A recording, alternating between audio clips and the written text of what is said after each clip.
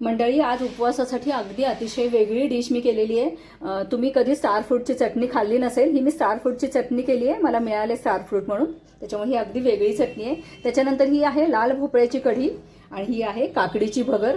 सगळ्याचा खूप छान मस्त वास सुटलेला आहे आणि आता ही गरमागरम मी खायला घेते. आणि हे सगळं कसं केलंय ते आता तुम्ही बघा. नमस्कार मंडळी, हेल्दी फूड कट्ट्यावर सगळ्यांचं खूप स्वागत. आज आपण उपवासासाठी एक मस्त डिश तयार करणार आहे, ज्याच्यामध्ये आपण भरपूर पोषण मूल्य असतील याचा आपण प्रयत्न करूया. कारण उपवासाला तसं पण आपल्याला ऑप्शन कमी असतात, पण मी जास्तीत जास्त भाज्या वगैरे वापरण्याचा प्रयत्न केला आहे. तर त्याच्यासाठी मी काकडी पण घेतली आहे. आता ही काकडी कशात वापरते ते पण सांगेन तुम्हाला नंतर. त्याच्यानंतर हा भोपळा घेतला आहे, या भोपळ्याचं पण मी वापर करणार आहे.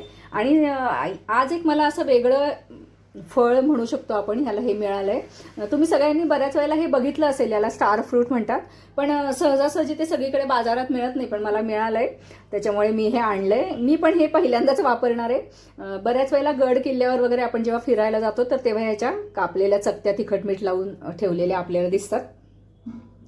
तर त्या बघितल्या आहेत मी, आणि त्या आंबट असतात एवढंच मला माहिती आहे, बाकीचं मला फारसं काही माहिती नाही. पण मी आज हे वापरून छान चटणी करून दाखवणार आहे आणि कशी झाली ते तुमच्याबरोबर मी पण आत्ताच बघणार आहे, कारण मी पण हे पहिल्यांदाच आणलेलं आहे. त्याआधी ही जी भगर घेतली आहे तर ती मी आधी स्वच्छ धुवून ठेवते. भगर मी असं खाली काहीतरी खोलगट भांडं ठेवून मी भगर धुवून घेते. म्हणजे याच्यामध्ये काय होतं, ही जी बारीक भगर आहे ना, तर ती एकतर वाया जात नाही आणि सिंकमध्ये वगैरे सुद्धा पाईप वगैरे तुंबायची शक्यता राहत नाही. आता हे बारीक गाळण्याने हे पाणी पण मी गाळून घेणार आहे, म्हणजे मग याच्यातली भगर पण वाया जाणार नाही आणि सिंकमध्ये पण पाणी तुंबणार नाही. अशी मी ह्याच्यामध्ये गाळणं याच्यामध्ये ठेवून ही भगर धुवून घेतलेली आहे. आता हे गाळणं जरा निथळत ठेवते, म्हणजे याच्यातलं पाणी पण निघून जाईल. आणि हे पाणी गाळून याच्यातली भगर त्याच्यामध्ये घालते. भगरीतलं पाणी निथळत आहे, तर तोपर्यंत आपण ह्या स्टार फ्रूटची चटणी करूया. आधी असं चिरून घेऊया.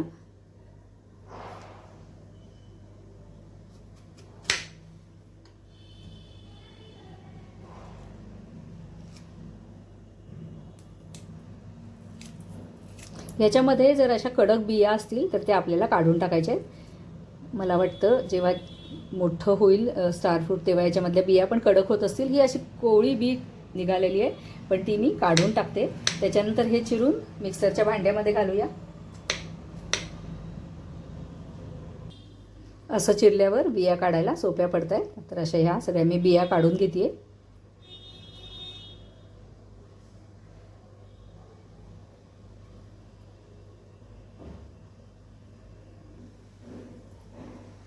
नेहमी जशी आपण चटणी करतो तशीच चटणी करणार आहे. त्याच्यासाठी 2 तिखट मिरच्या मी घेतलेल्या आहेत.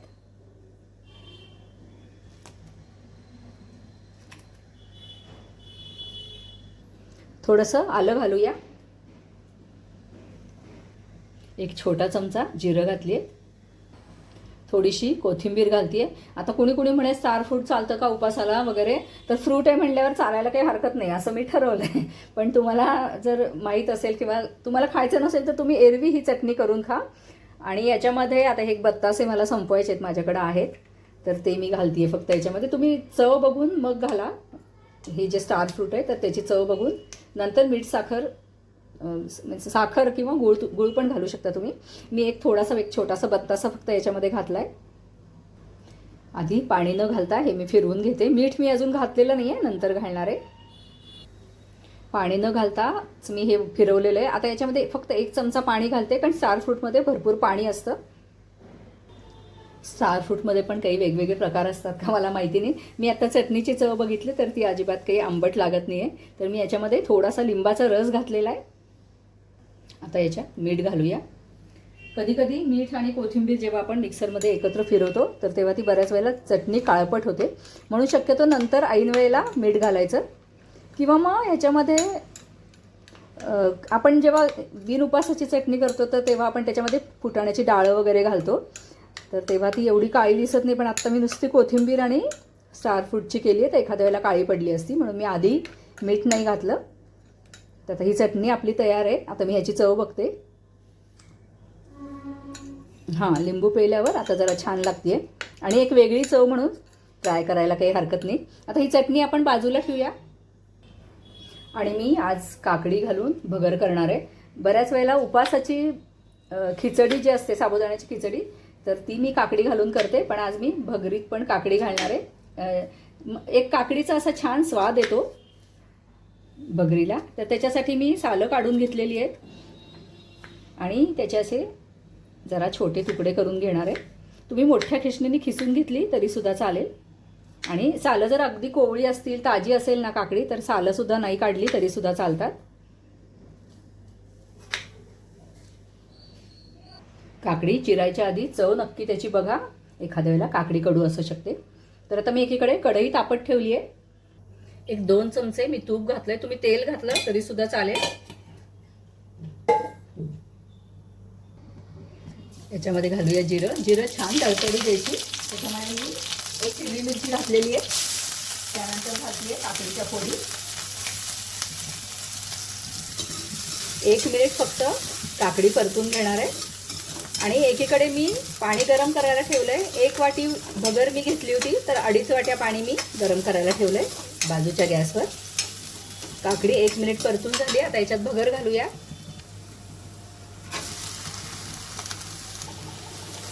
वेळ असेल तर भगर एक तासभर सुद्धा आधी धुवून ठेवायला हरकत नाही. भगरीतलं पाणी लवकर निथळत नाही, तसंच राहतं. आणि मग ते परतायला वेळ लागतो भगर परतायला, पण परतल्याशिवाय ती छान अशी खमंग लागत नाही.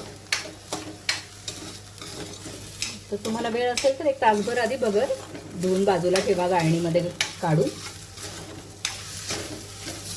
आता एक 2 ते 3 मिनिटं आपण भगर आणि ही काकडी मिरची छान परतून घेणार आहे. 2-3 मिनिटं भगर परतून झाली आहे. पाण्याला छान उकळी आली आहे. आता हे 2.5 वाट्या पाणी मी याच्यात घालते. 1 वाटी भगरीला 2.5 वाट्या पाणी घातलं की अशी मऊसर भगर होते. पण तुम्हाला जर मोकळी भगर हवी असेल तर फक्त दुप्पट पाणी घ्यायचं, म्हणजे मग ती अशी मोकळी भगर होते. आता ह्याला एक झाकण घातली की अक्षरशः 3 ते 4 मिनिटात ही भगर तयार होते. त्याच्या आधी आपण ह्याच्यामध्ये मीठ घालूया. तुमच्या चवीप्रमाणे मीठ घाला. खडेमीठ मी वापरते, तर हे खडेमीठ मी घातलेलं आहे. आता याला झाकण ठेवून छान 2 वाफा आला की आपण गॅस बंद करू.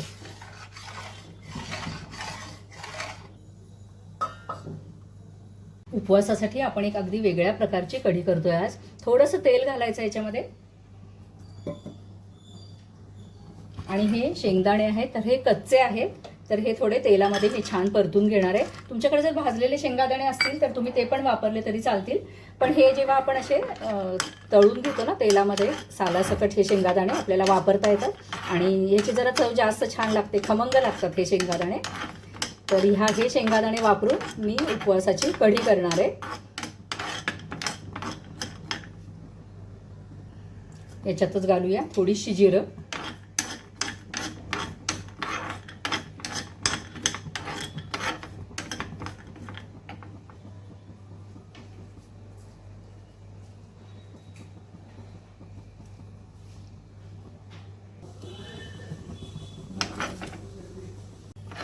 शेंगादाणे आपले परतून झाले.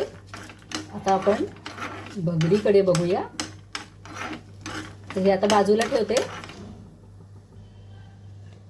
पाणी मोजून घातलं की आपल्याला सारखं उघडून बघायची पण गरज नसते. आता हे बघा, ही आपली भगर तयार आहे. आता हे ऐच्छिक आहे, मी याच्यामध्ये थोडंसं शेंगादाण्याचं कूट घालतीये. हे नाही घातलं तुम्ही तरी सुद्धा चालेल, पण असं जर शेंगादाण्याचं कूट आपण घातलं तर एकतर त्याची चव पण छान येते आणि ही भगर आपण अशीच लोणच्या बरोबर वगैरे नुसती पण खाऊ शकतो. पण आज मात्र मी याच्याबरोबर छान एक कढी पण करणार आहे. हे बघा किती सुरेख भगर झालेली आहे. अजिबात गिच्च पण झालेली नाही आहे आणि फार मोकळी पण नाही आहे. तर मी जसं आधी म्हणलं, याच्यापेक्षा मोकळी हवी असेल तर फक्त दुप्पट पाणी घाला. मी हे 1 वाटीला 2.5 वाट्या पाणी घातलं होतं. तर आता ही आपली भगर तयार आहे. शेंगादाणे आपले गार होत आहेत, तोपर्यंत आपण बाकीची तयारी करूया कढीची. तर आज आपण कढीमध्ये वापरतोय हा लाल भोपळा. फक्त आपण भरतासाठी वगैरे हा लाल भोपळा वापरतो, पण आज मात्र मी याची कढी पण करून दाखवणार आहे. याचं सूप पण उपासाचं खूप छान होतं बरं का. मी याची लिंक पण तुम्हाला देईन. याची सालं फक्त काढून टाकायला पाहिजेत. एक छोटी फोड मी भोपळ्याची चिरून घेतलेली, छोटे छोटे तुकडे करून घेतलेले. आता आपण कढीसाठी एक वाटण तयार करून घेऊया. हे शेंगादाणे जे मी तळून किंवा भाजून बाजूला ठेवले, तर ते मी सगळे मिक्सरच्या भांड्यात घालते. थोडंसं आलं घालूया. आता हे मिक्सरमध्ये बारीक करून घेते. थोडंसं पाणी घालून हे मी फिरवून घेतलेलं आहे मिक्सरमध्ये. आता याच्यामध्ये बाइंडिंगसाठी आपल्याला राजगिऱ्याचं पीठ घालायचं आहे. आणि राजगिऱ्याचं पीठ नसेल तर कुठलंही उपासाचं पीठ जरी तुम्ही वापरलं तरी सुद्धा चालेल. फक्त आपल्याला बाइंडिंगसाठी हे पिठाची आवश्यकता आहे. उपासाची भाजणी वगैरे घातली तरी सुद्धा चालेल. आणि याच्यामध्ये मी आता घालते दही. दही फार गोड पण नको आणि फार आंबट पण नको. फार गोड असेल तर ती कढी फार गुळमट लागेल, कारण काय आपण याच्यामध्ये भोपळा पण घालणार आहे. आपल्याला जेवढी कढी करायची असेल तर तेवढं दही घ्यायचं. आता हे परत मिक्सरमध्ये एकजीव करून घेते. छान मिश्रण तयार झालेलं आहे. आता आपण याची कढी करूया. एक भांडं मी तापायला ठेवलं आहे आणि 1 चमचा त्याच्यामध्ये मी तूप घातलेलं आहे. अशा प्रकारची भांडी खरं म्हणजे मी सहसा वापरत नाही, पण लोणी कढवायला वगैरे ही भांडी फार सोयीची पडतात, कारण याच्यातनं बेरी फार लवकर निघते. आणि याचं जर पॉलिश मात्र गेलेलं असेल तर मात्र ती भांडी वापरणं आरोग्यासाठी अतिशय घातक आहे. तर याच्यामध्ये आता मी आधी तूप तापत ठेवलं आहे. याच्यामध्ये आता थोडीशी जिरं घालूया. जिरं वाटणात पण घातलेली आहे, त्याच्यामुळे अगदी थोडीशी जिरं मी घालते. याच्यातच घालते 2 लाल सुक्या मिरच्या. आणि आता हा जो भोपळा आपण चिरून ठेवला आहे तर हा थोडासा आपल्याला परतून घ्यायचा आहे. अगदी थोडंसं तूप पुरतं, जास्त तूप घालायची गरज नाही आहे. आता हा थोडासा मऊ होईपर्यंत आपण छान परतून शिजवून घेऊया. थोडंसं मीठ घालते म्हणजे मग भोपळा लवकर शिजेल.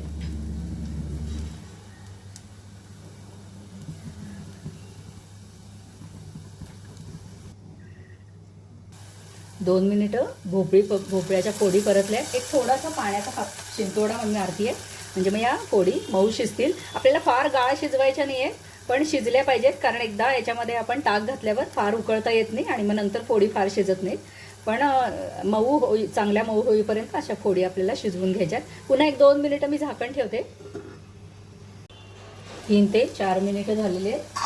भोपळ्याच्या फोडी शिजलेल्या आहेत. मी अजून एकदा पाण्याचा हपका मारला होता. हे बघा, आता हे अशी तुम्हाला कळत असेल, अशा व्यवस्थित भोपळ्याच्या फोडी शिजल्या की आता आपण जे मिक्सरमध्ये वाटण तयार करून घेतलेलं आहे दही आणि राजगिऱ्याच्या पिठाचं, तर ते घालूया. आपल्याला कढी ही किती पातळ हवी आहे तेवढं याच्यामध्ये पाणी घालायचं. आणि तुम्हाला अजिबात शेंगादाणे जर खायचे नसतील तर तुम्ही हे सुद्धा शेंगादाणे नाही घातले, फक्त राजगिऱ्याचं पीठ वापरून सुद्धा ही कढी करू शकता.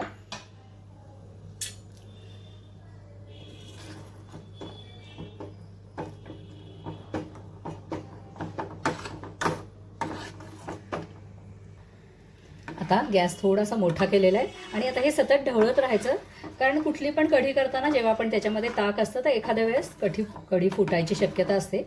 त्याच्यासाठीच आपण बाइंडिंगसाठी कुठलं ना कुठलं तरी पीठ वापरतो, म्हणजे नेहमी बेसन वापरतो. आता ही उपासाची कढी असल्यामुळे राजगिऱ्याचं पीठ वापरलंय.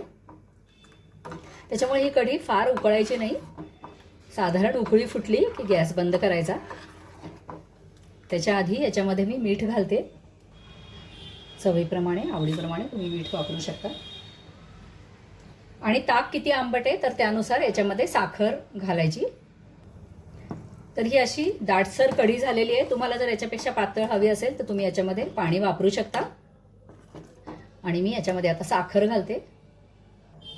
अधिक महिन्यातले हे बत्तासे माझ्याकडे उरलेत. आता कुणी लहान मुलं घरामध्ये नाही, त्याच्यामुळे ते काही बत्तासे संपले नाहीत. तर हे साधारण म्हणजे तुमच्या आवडीप्रमाणे ताक किती आंबट आहे तसं 1 ते 2 चमचे तुम्ही साखर घालू शकता. मला बत्तासे संपवायचेत म्हणून मी बत्तासे घातले. आणि आता ही आपली लाल भोपळ्याची जी कढी आहे तर ही तयार आहे. याच्यामध्ये घालते थोडीशी कोथिंबीर,